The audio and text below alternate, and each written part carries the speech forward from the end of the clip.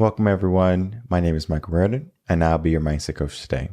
And today we're going to be talking about the latest news with Russia and Ukraine, and then also figuring out the cause and effect of what could come next. Because one of the best things that we can do during these times is to understand the possible scenarios that might come our way. And though war is nasty, and though we're living in uncertain times, even more than the pandemic, we have to be hopeful, right? We have to hope for the good, and we have to keep on living life, right? We can't stop living. And the moment we stop is the moment things don't necessarily go our way. So we have to be active, and we have to keep doing what we're doing. So that's what we're going to be talking about today. Just an update on everything and figuring out how we need to operate, right? What comes next. If you're new to the channel, make sure to like, comment, and subscribe, and to share this video or audio. For me, when it comes to war, there's always another option besides taking up arms and harming someone. Now, of course, there's going to be situations where you might be pushed to the limit and you might need to use force, but that is going to be far and few. Now, many people might say something, right? Think of social media. They talk a big game, but then when they have to act, it's like, yes, sorry. I was just being tough. I was just trying to give you a hard time. But here we have two countries, going against each other. Russia is against Ukraine because of NATO, and Russia is not on board with NATO, and they don't want NATO to be right by their borderlines of their country. So Russia reacts. And so they send in the army, the military, tanks, helicopters, missiles, and they basically, start laying siege to Ukraine. And though the battle is still happening, there is going to still be hope with the Ukrainian people that they can retain their freedom, that they can get to safety. There's so much more than just, okay, we're under attack and we're helpless, because you don't have to be helpless. Now, the situation is not a good situation. I don't want anyone to have to deal with war, especially the aftermath. To relocate from where you are to someplace different, that is a huge turmoil. It's a huge stress. It's a huge trauma.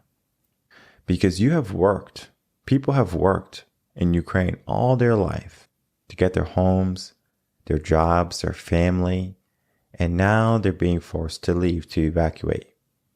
Because if they don't, what's going to happen if Russia just decides to drop more bombs? There's going to be more casualties from innocent citizens. And we can't have that, right? Because even if, worst case scenario, Russia takes over Ukraine, now, where are the Ukrainian people, right? If the Ukrainian people are safe, we can build something from that. That's positive. That's a possibility. And if there's no remnant of them, how can we help them rebuild? Rebuild their lives, their livelihood, their culture. That has to be preserved. And for, all the brave men and women who are taking up arms and going against Russia, good. Keep on fighting, right? Because again, you are the only people who are going to be able to fight. This is your fight, right? And I know the president of Ukraine, he was asking for help. And of course, if the United States gets involved, it's going to be a bigger deal, more so than anything. Because right now it's more like an external conflict, and the United States can't necessarily do much, right? They have already did some sanctions to Russia. They basically said, we're not going to be taking anything from Russia. And recently they said that we're not going to be purchasing any oil from you. One of our biggest oil suppliers is no more. And it's causing a lot of panic here in America. Because now people are like, now the gas price is going to go up. And it will go up, right? Like, we can't get rid of that. That is just going to happen. And just a few months ago, Biden pulled out 50 million barrels of oil to help with the price of gasoline. But guess what happens? Less barrels of reserved oil. So we are in some type of trouble here in America, because we have to understand, if we don't start finding an alternative way to get the fuel that Russia once provided us, whether that be from a different country or we do it ourselves, being independent, we're going to have some shortages. And the shortages might not happen overnight, right? It's just going to be price hikes in the beginning. And I mean, you're going to be looking at $9 a gallon in some places here in the United States. And how to fix that is we have to be able to become independent with that, so we don't have to depend on Russia. And though it's a good thing that we say, okay, Russia, we're not going to take any more of your oil. Guess what happens? Russia doesn't care, because Russia already got rid of the US dollar. They said, yeah, we're going by a gold standard now, and we don't care about your money. And we're also not going to export anything to you until the end of this year. So now the United States is being hit yet again with a shortage in supply. The pandemic was one hit, and now this war is another. And now many people are afraid. So the economy is slowing down. What happens when the economy slows down? A recession. And now we have record high inflations. The United States is raring to go to war, because that's going to help boost the economy, create jobs, and keep the economy alive. But is it in the best interest of the people? I'm sure many Americans will want to support Ukraine, to protect Ukraine. And it's just difficult. It's a difficult situation to be with this whole NATO thing, and then Russia and Ukraine. And then we also have to look at the other big picture, the other tiger in the mix, China. What would happen if China dropped the US dollar? Our dollar would be worthless. So that means all the money that you have in the bank, worthless. Of course, it's going to still buy you things, but there's nothing to back it. The leaders in our world who have the majority of the US dollars are saying, yeah, we don't want your money. That's a huge blow. It's going to be a huge blow to American families, because China might say, hey, we're going to invade Taiwan. What is America going to do? Are we going to say, China, you shouldn't do that, that's naughty? Or are we going to say, well, we're not going to accept anything from you, or we're going to apply heavy tariffs to all your goods that you send us? The others are going to drop the US dollar. So it's almost like we're damned if we do, we're damned if we don't. But we have to be able to figure this out. We have to be able to figure out what's going on, and then figuring out the best option for us. So here we have some news. I just got together with some of the major news networks. We're going to be looking at Fox News Today, World News, so that's BBC News, CNN News, and then ABC News. So, of course, you don't have to like these networks. That's not for that. But we're going to get an understanding of what's going on in the world from different perspectives, from different viewpoints. So starting off with Fox News, talking about the gas prices, that's going to be big, right? Because now people are going to be having to deal with that here in America while we have all these high gas prices. And then we have here the fight that Ukraine and Russia are going against. And Ukraine is definitely betting on that these tariffs and that these restrictions to Russia are going to slow them down. But in all reality, Russia necessarily doesn't care about restrictions or tariffs, or that people that don't want their oil anymore. Guess what? Russia can just carry on with their economy. And guess what's going to happen if they take over Ukraine successfully? Now they hold 60% of the world's wheat production. So they have food now. They have oil. So that means that they have oil, they have electricity. They can just be living there and they don't have to deal with the outside world. They have food and they have electricity. And then all that's going to correlate. They probably have homes too. These regulations and things are not necessarily going to end Russia. And there has been some news that there has been a successful evacuation of 2 million Ukrainian refugees. It's a good thing, right? Because now we're preserving the culture of the people. If we have the people and we have the history, they can tell the story. And even if the country is no longer there, if the people are safe, the people can live on, the culture can live on, the heritages can live on.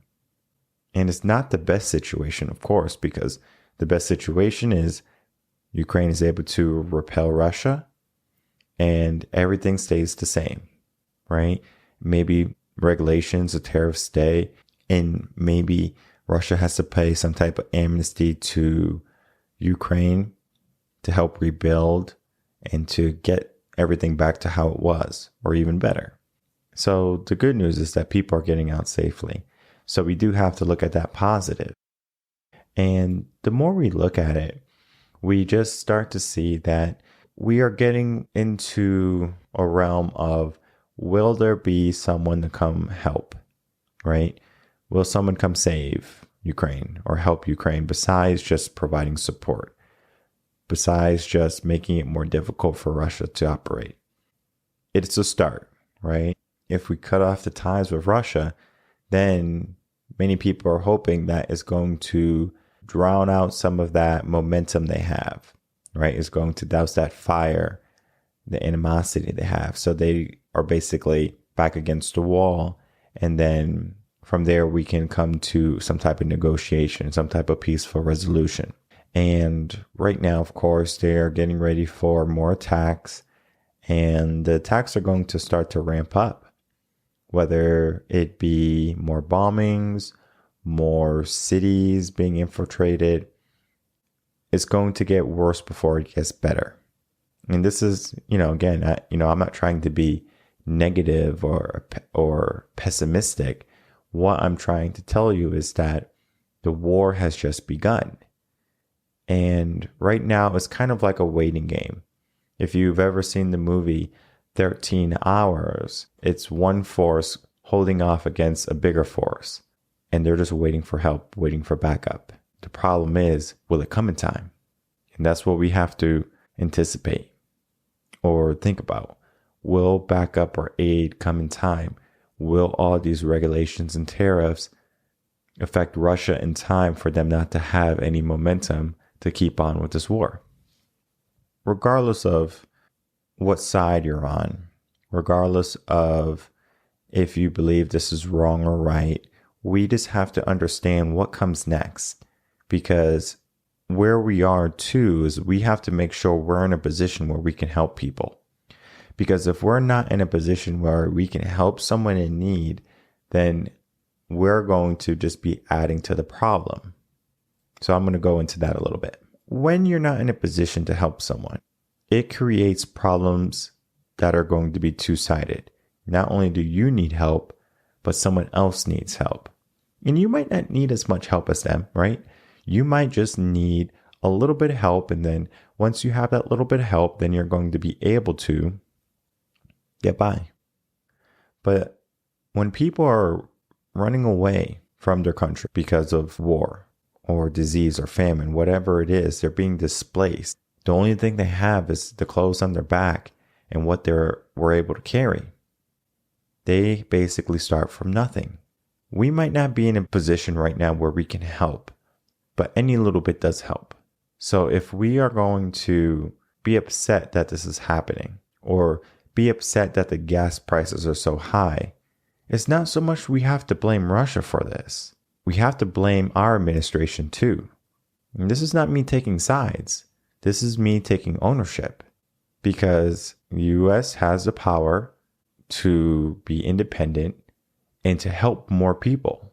Yet for some reason, I'm not sure why, it decides not to be independent. It decides to be dependent. Maybe it's to tell Russia or tell another country if they're not good or nice, we're not going to buy anything from them? That won't mean anything if the dollar collapses. Yet, since 2020, they have printed billions or if not trillions of dollars, just causing inflation to go through the roof. So you just have to wonder, like, what is the government doing? Voted in a different president with the hope that they would turn everything around. They're doing the opposite. Maybe if they are turning things around, they're turning it into the wrong direction. Because if we're going to go down this road, we are just allowing other countries to see our weaknesses. What can happen next after this? Whether Russia loses, wins, Ukraine wins, loses, there's going to be an aftermath. Everyone's watching. Did the United States help? How did they help? I know right now there's a bill coming through where they're offering $10 billion in aid to Ukraine. Now that's going to be helpful for them to get ammo, food, military personnel, whether it be mercenaries, or if the United States decides to deploy their military. All of that's going to be up in the air still. But what the United States does, if they do anything, is going to show the rest of the world, this is what we do. This is how we act if this type of behavior occurs. Because if the United States doesn't do anything, guess what might happen next? China might take Taiwan. What's going to happen? The United States is not going to do nothing again. They're just going to let it happen. And if we restrict or regulate China, China is going to say, sorry, we have your money, and if you don't want your dollar to collapse, then guess what? You're going to allow us to take Taiwan and you're not going to get in the way. There's a lot to it, a lot of moving pieces.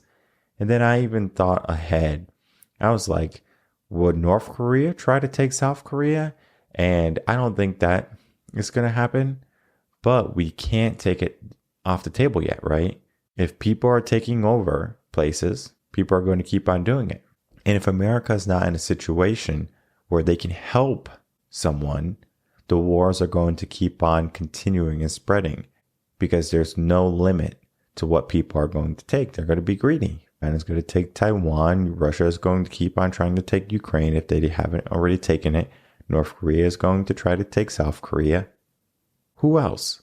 Who else wants a piece of the pie? Who else wants to try to invade some place that they want? Whether it be for the resources or some type of belief that they hold. Or animosity, even that.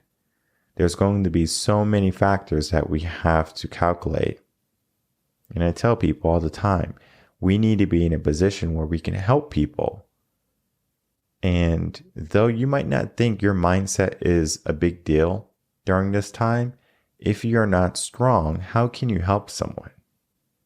And I'm not saying that you can't help a little bit, right? We can help a little bit, but to help massively, to make an impact, that's what we need to start to think about.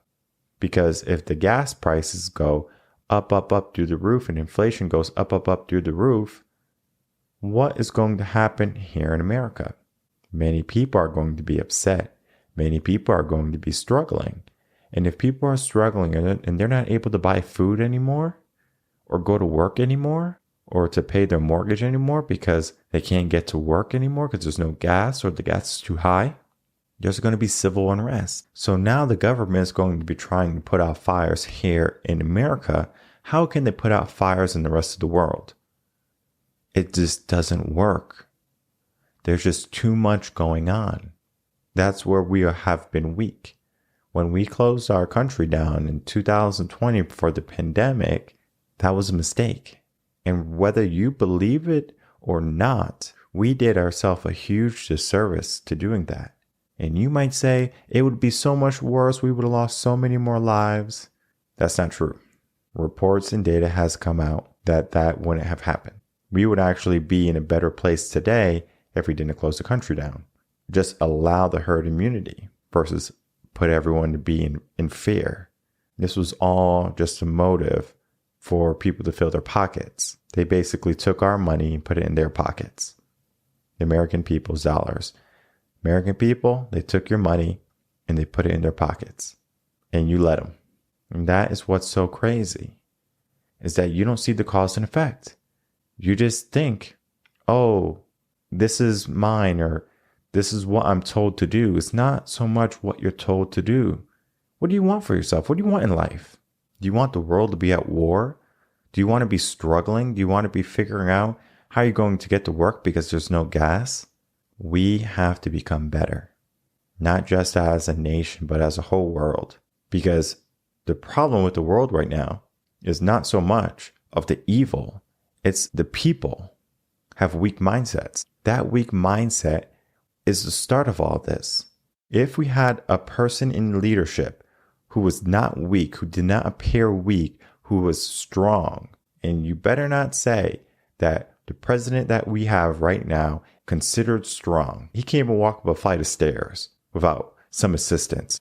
Countries are going to see that as weakness. And that is what happened. If a wild animal sees you and you turn your back on them, they're going to pounce on you. If you show an ounce of fear, they're going to pounce on you.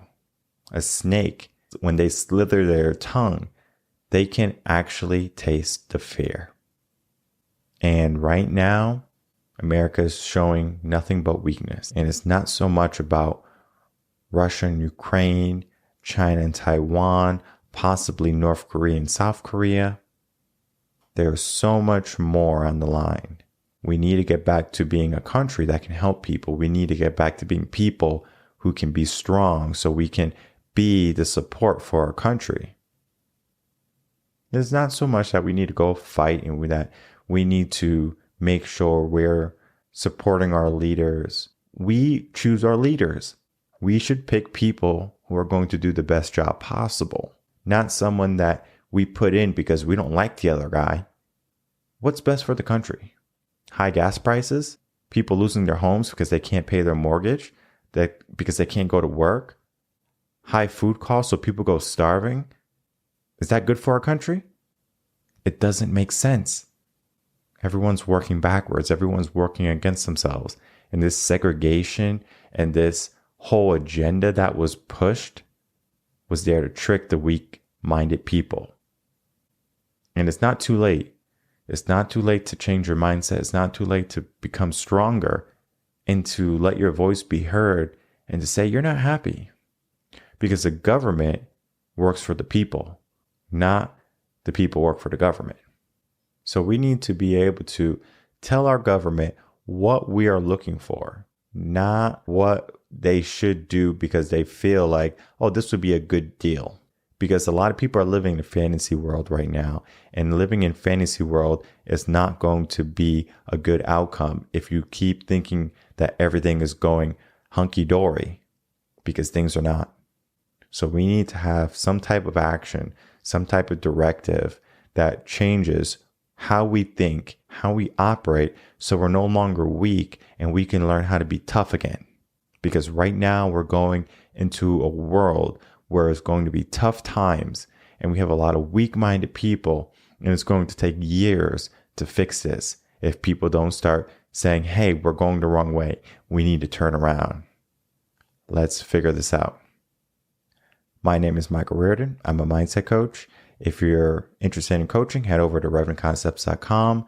If you're stressed out, if you're confused, if you're looking for a new way of living, a new plan, head over to revenconcepts.com and we can get you that coaching that you need. Because the situation that many people are in can be fixed, can be remedied, and we can put people into a better position to help more people.